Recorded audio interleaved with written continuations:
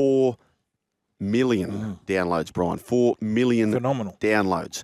All the latest news, headlines and episodes can be found direct at bronwynpodcast.com. That's bronwynpodcast.com. But joining us once again for the second time, debut, I would say, Brian, was a Rugby League Week rating of a 10 out of 10. Gave it 10. Outstanding. 10 and a half, maybe 11. I was surprised we actually got Maddie back. I thought she might have moved on to bigger and better things. We've still got her, mate. We've still got her. And joining us once again is Jon Winfield's second cousin, the young Madi Walsh. Welcome to the run home, the very talented young Madi Walsh. G'day, Maddie.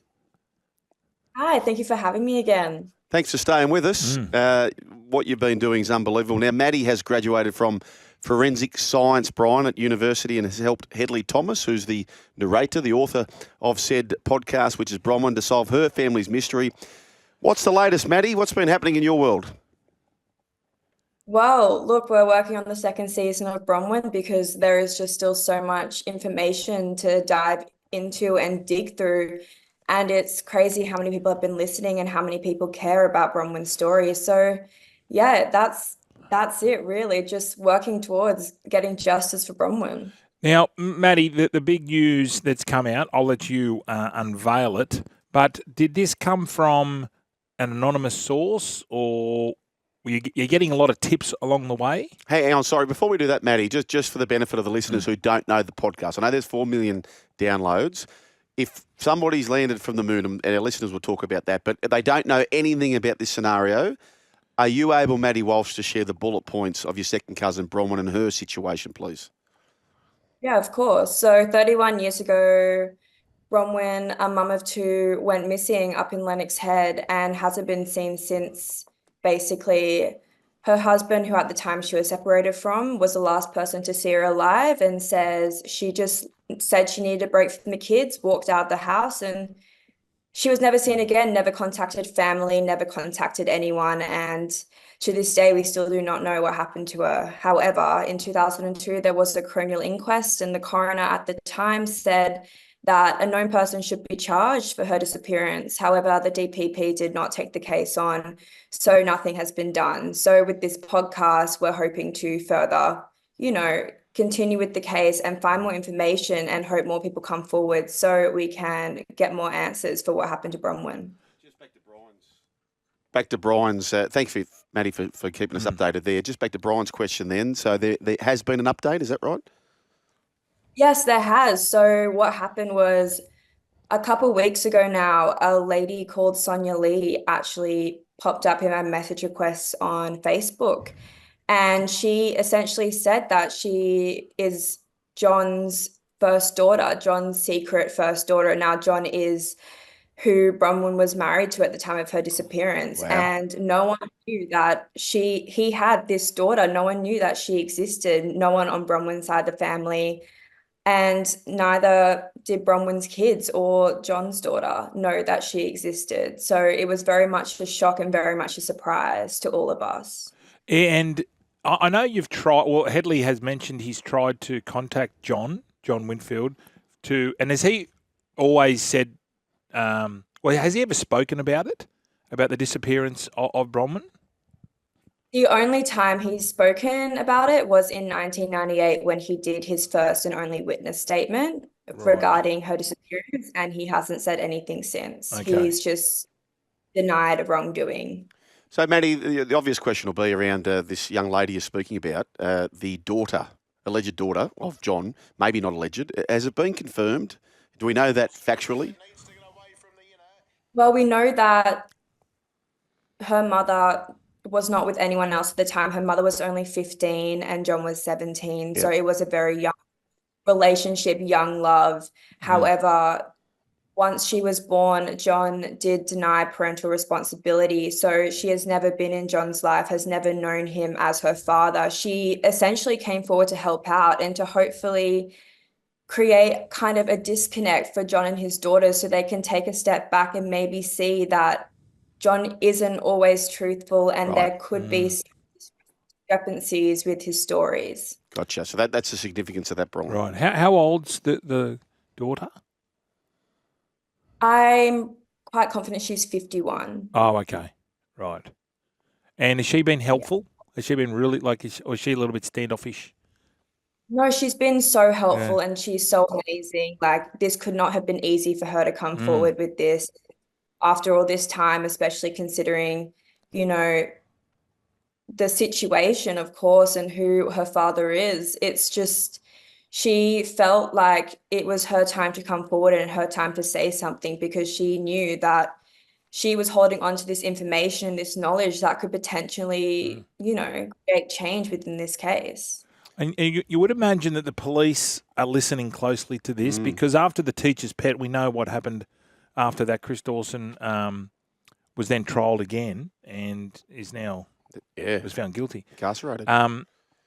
Is there any contact with the police? Do you keep them updated? Do they contact you, or is it just are they just sort of standing from afar at the moment? Yeah, look, it depends. I mean, sometimes they ask for information and they come and ask for interviews and situations like that. So with Judy Singh, who came forward in the last season about witnessing a body in the back of the car that John was driving the night Bronwyn went missing, they have come forward and they have asked, questions and asked for interviews and have started working towards hopefully rebuilding this case. So it is looking promising from the police perspective that now they actually might be, willing to work with us and work towards getting some more answers. It's I don't know if you've seen the front page of the Daily Telegraph today. Have you read that story saying that a list of more than Yeah, I did. 60 women who were brutally murdered or disappeared on the New South Wales North Coast Wow. in cases where the perpetrators were never caught can be revealed for the first time amid fears some of the women were victims of serial killers. Is this something now? I mean, this has just come to light today. Is this something? It's on the area, New South Wales North Coast. Is there something you could investigate now? Is this something Headley and you were interested in? I mean, I wouldn't say so. I haven't spoken to Headley really about it yet because it is so fresh and so new. However, knowing Bronwyn's case and her circumstances, the chances that a serial killer was involved in her disappearance is very, very minuscule. I don't think she was the victim of a serial killer. That's in my opinion, and just based on all the evidence I have seen and what we know to be what happened to Bronwyn when, the night she went missing and her husband being the last person to see her alive. So in my opinion, I don't think is a serial killer involved in her disappearance. However, it can only really be ruled out. I'm not saying it's not possible because you never know. You really you don't have the answers until we kind of come to a final conclusion and a final result. However, I just don't think it's really in the cards for Bronwyn's case. Okay, so just for the local area around Lennox Head and where this has all alleged to have happened, and certainly where she's gone missing, have most people in and around that area, to your knowledge, Madi Walsh, cousin of Bronwyn Winfield, have most people heard this podcast? Is that your understanding? A lot of people up there have got around this podcast? Yes, very much so. I'm pretty sure it's been the talk of the town since it was first released. I have had people that have come to Sydney for a holiday and have run into me in my local area and have said that everyone in Lennox Head is talking about it and it's a constant talk of conversation and they all have their own theories and they all come to their own conclusions. But I think there is only one conclusion that they are all standing by, and that is that her husband may have something to do with it. And obviously he denied doing, but that is, the conclusion that they have come to. So I've never heard any of them up there mention a serial killer. So, that's, yeah. So, Maddie, Jon Winfield's still up there, isn't he? Does he still live up on that? And with all this going on, how does he? Is he a bit of a recluse, or he's out? Because I know they were saying he likes his surfing and he gets out and about. Is he is he frowned upon? Like, are people sniggering at him and just calling him names, saying, "Mate, I just can't fathom why he would still be there. Well, I don't know. I guess that's maybe I don't, I don't understand it either. I mean, he's still there. He stays there. He knows people talk about him. he's called names. I do know that. I think there's one, I've heard some of the locals call him JTM, which stands for John the Murderer. Oh, heavy. I've heard that. Yeah. So despite that, I do know he keeps himself up there just from the locals. But however, he's always done that. Even when Bronwyn was around, he's always been very to himself and very independent. So I don't think that has changed much. He's still surfing and yeah, he's still working to my knowledge. So yeah, I don't know. I guess he's just still living his life. Well, you know what, Maddie? Either way, and we may never know the truth of this story, it is a travesty and a tragedy anyway, because Brian, obviously the loss of Bronwyn, that's the first and foremost thing. But in the event that has he something to do with it, that's a tragedy that he would be still roaming around. In the event that he has nothing to do with it, that's a tragedy that he would be tarred with